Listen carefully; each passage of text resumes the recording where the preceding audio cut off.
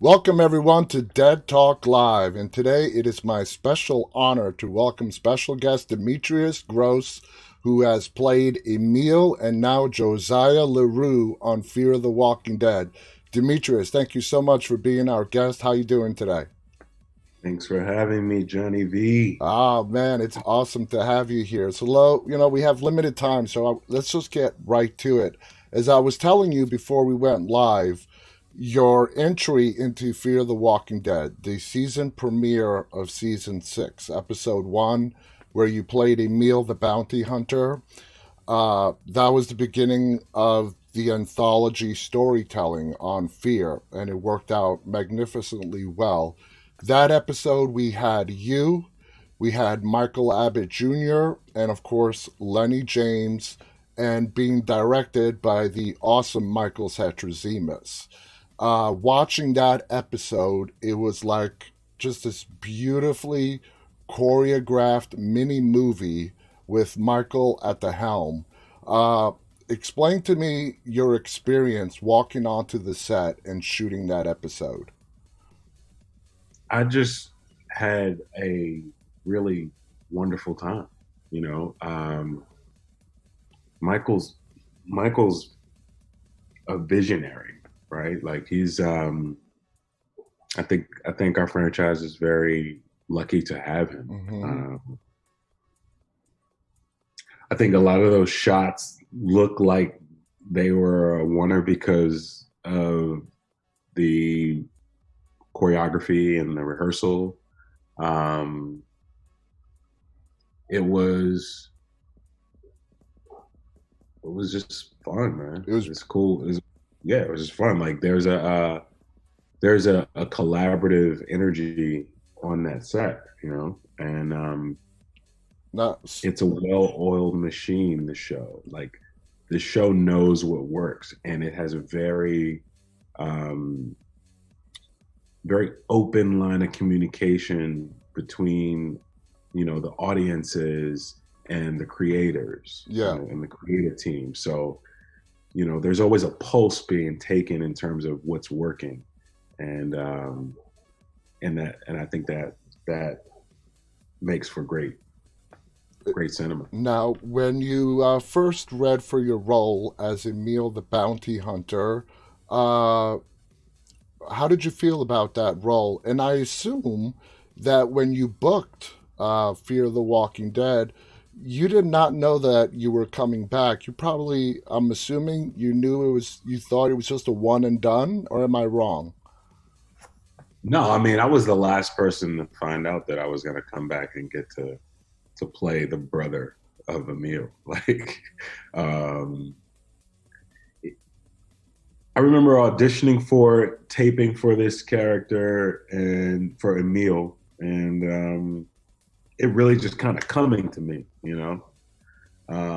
what he sounded like, what he felt like, his mannerisms, his sort of his his. I had him as like his alter ego being like a snake charmer, you know.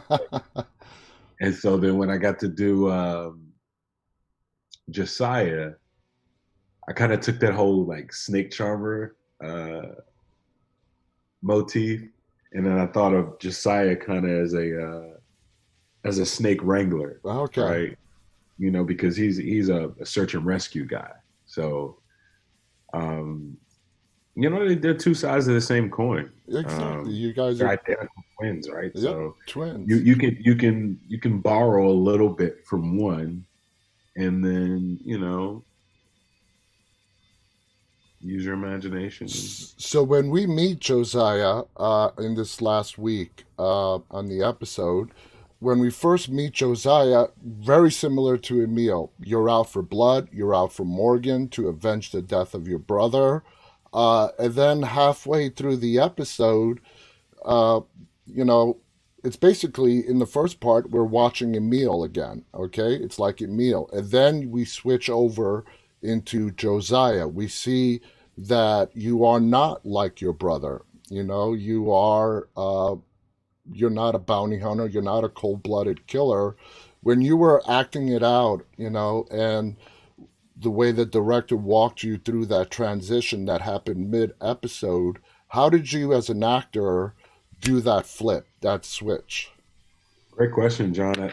For me, I wanted there to be at the onset there to be ostensible similarities between Josiah and Emil, because there had to be that payoff where Morgan and Josiah first face off, and Morgan says to Josiah, "Wait a minute, I killed you already," right? Yeah. And so I knew that as we were introduced to Josiah, he had to have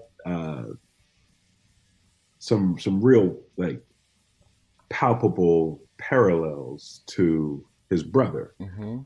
I.e., I wanted them to have the same voice. I have them like with like similar dialect. I have them from like Galveston, Texas, and I couldn't hide behind any kind of different kind of hair, or I had a different wardrobe and a different costume, but there wasn't a lot to hide behind from the character story. So I wanted them energetically to be different. I wanted them just that sort of esoteric part of it. I wanted that to read like I wanted Josiah to feel like a good a good hero, right? And I wanted that to be in contrast to Emil, who just scares the crap out of people,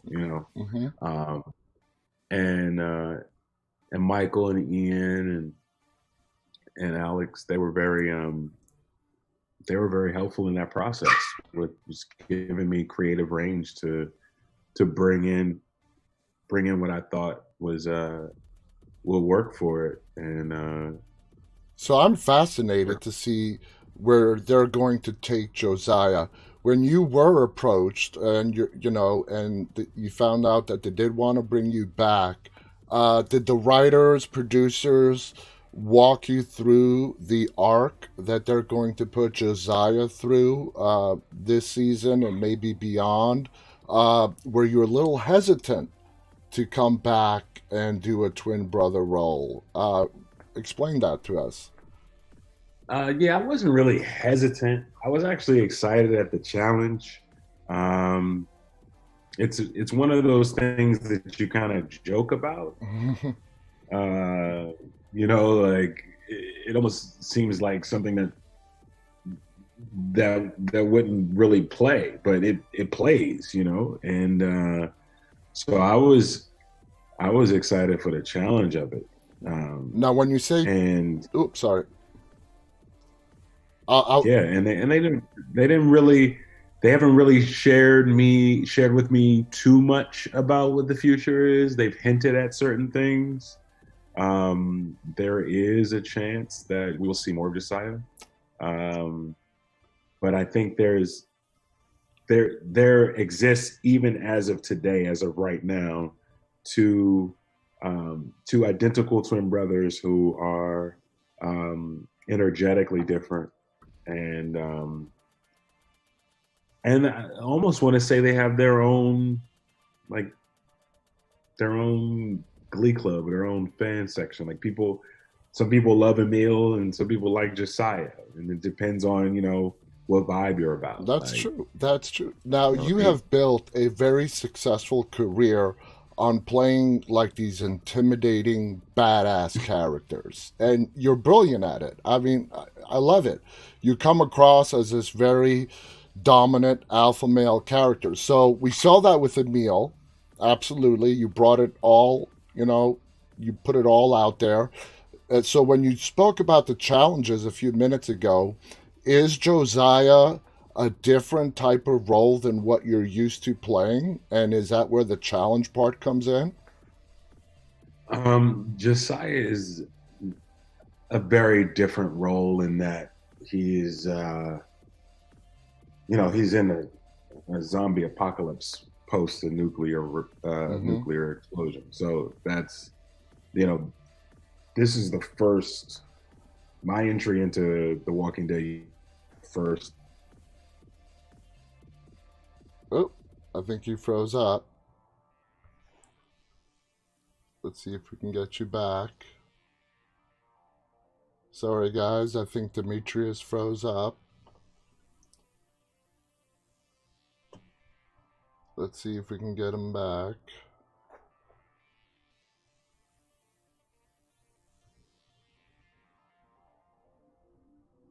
I apologize, guys. They were having some Wi-Fi issues. Oh, man.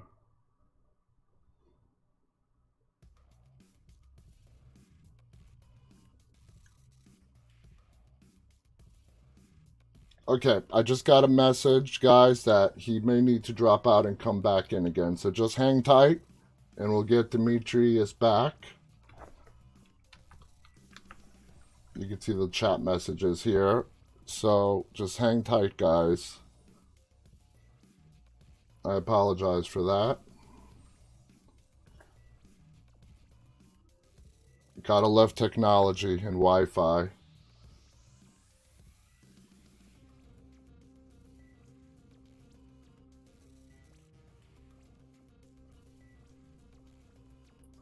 While we're waiting, you gotta admit, I mean, Josiah's character. There we go. Wow. Okay, we got There you we back. We got you back. Okay. Gotta Yeah, love Wi-Fi, right? And technology issues. right. There's never a dull moment. But no, just in a nutshell, I was just saying that the quality of Josiah resonates more with me. Okay. Uh, Okay. And just going back to it, the question was, is it a challenge to the other roles that you have done in the past? Trying to play not the such intimidating guy, but being a team player and helping others to survive? well, it depends on your awareness of my body of work. Like there's I like playing a good guy, but you find the intrigue and the creative space in playing bad guys too, right? I gotta admit, uh, a lot of people that I've spoken to, they love playing the bad guy. They love playing the villain. I mean, it's cool because you get to relish in being a bad guy in the safe imaginary circumstance of a film, right? Yeah. But when I was growing up watching movies, I rooted for the hero, right? I rooted for the good guy, the guy who's gonna like save the day. So uh, that's actually where my affinity towards Josiah lies. Is that you know, as the episode 704 rolls out, you see the soul of the man. You see this guy who's really about saving lives Mm-hmm. and helping people.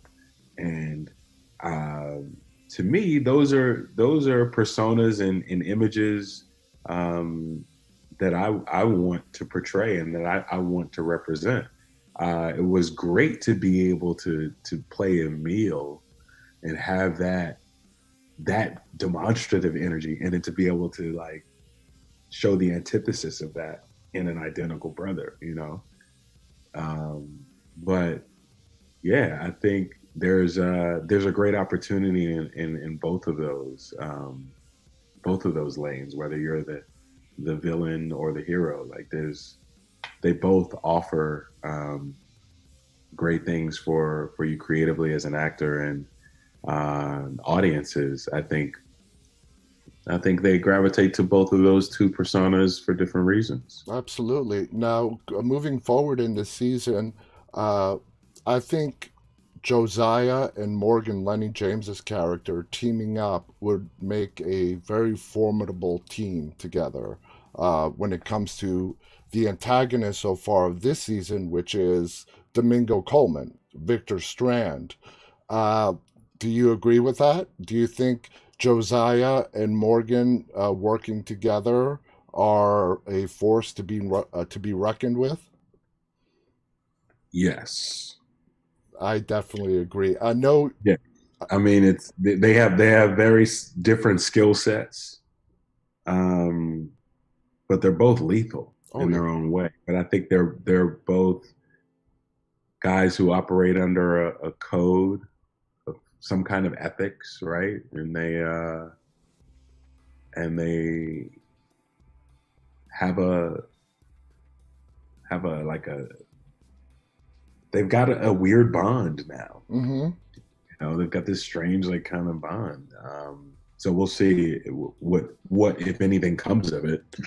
But I'm fascinated to see where it goes, especially the he's relationship. forgiven him, like ultimately because of the death of Rufus. Yeah, Josiah basically forgives Morgan for killing his brother, yeah, but his brother Emil went after Morgan basically for a job. So it was exactly. never even really personal. Yeah, it wasn't personal. It was a job to Emil. And I know you have a very busy schedule. I just want to ask one last question and then we'll let you go. Now, the Walking Dead franchise is huge, spanning Fear, World Beyond, and further expansion to come. When you walked onto the set of Fear the Walking Dead, as opposed to other TV shows, movies that you have done, were you in awe into the scale of the set and the money that is going into the Walking Dead universe? That's a great question, John. Yes, I will have to respond with a resounding yes. I've done some pretty large scale feature films and television shows, but this is Fear the Walking Dead. The Walking Dead universe is the Olympics of filmmaking. Like there's no limit to what the art direction, to the lengths that the art direction goes, wardrobe, camera setups, any CGI that's necessary. Um, this is a franchise that is very loyal to their fan base, that understands how intelligent the audiences are, and it's the cinema that we're making. We take it seriously with a sense of play at the same time. Yeah. It's very very creative people behind this show, and I was starkly surprised at like the magnitude of production. Every day I walk on that set, I'm always surprised at like the lengths we go to get the shot and to create the story, Exactly. for our audience. And that's Yeah. why the franchise has been such a huge success. Guys, please check out Fear the Walking Dead Sunday night. It's going on right now. This Sunday, I believe, will be episode 5 of season 7. Check out Demetrius Grosse. He is playing Josiah LaRue. He is. We've only seen him in one episode, but it is fascinating to see where they take his character in relation with Morgan, and of course, this season's bad guy, Domingo Coleman. And is there redemption? Is there another redemption arc available for Victor Strand? We all have to wait and find out. Demetrius, thank you so much for being our guest, taking this time out of your busy schedule. Any final thoughts you want to share with our audience before we go? Tune in. You never know what to expect. Oh, absolutely. That goes without saying on Fear and the entire Walking Dead franchise. This show was built on the success of the big shock factor and never knowing what to expect. And of course, nobody's safe. uh, Even our most favorite characters don't ever expect anybody to be safe. So thank you so much. And I want to thank our audience for tuning in. Again, Fear the Walking Dead on AMC and AMC Plus, Sunday nights at 9 p.m. Thank you, Demetrius. Thank you to our audience. Stay safe, everybody, and stay walking. Peace. Peace.